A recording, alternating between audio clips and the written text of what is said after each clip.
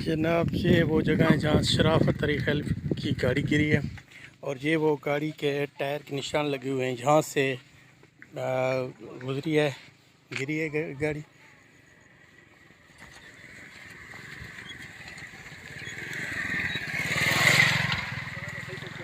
खैर है भाई, तो अस्सलाम खैर, क्या हाल है भाई? क्या शिद्रू दे हो? कौन थी दे हो? अच्छा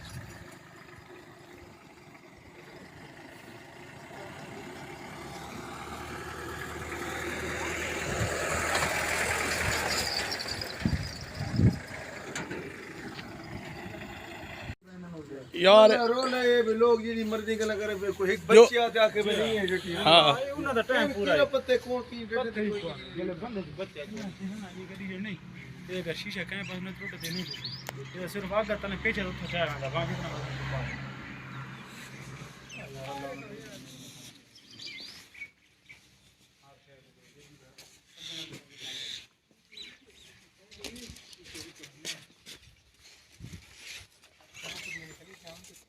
शराफत में दिन में इकट्ठी तो मर गया क्यों पूरा मिलकर कर दिया क्यों वो नहीं बंद कर दिया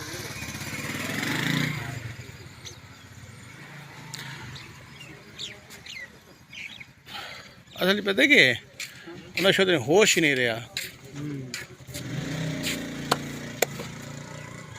वो जेड़ ए गड्डी दा वो भी फॉर्म शायद एक बाई दे जोर को ना तेरी ओई टूट गई केड़ी फोन टेक कितनी टेक सिर पर मैं सीता दे ना जोन टूट गया जान कितने यार 120 दी स्पीड एक छह आंदी पई होवे इंजा हवा आंदी पई उन यकदम रोको तो पता नहीं की थींदा। अनवार मेरे ख्याल चलाना बताई। अच्छा अनवार चलांदा पे हाँ मेरे ख्याल तो ये ड्राइवर सीट वाली साइड तो निकता हुआ वो फ्रंट शराफत आई वो तुम्हारे पिक्चर से सारे एक रल मिल के उसने इतने जंप ना कोई कितना आया उसे कितना शराफत ही फ्रंट ते ही होना। उस पहले ना 10 बजे तकरीबन उस जेड़े प्रोग्राम ने कीता ओदा क्लिप मैंने सेंड कीता अनवार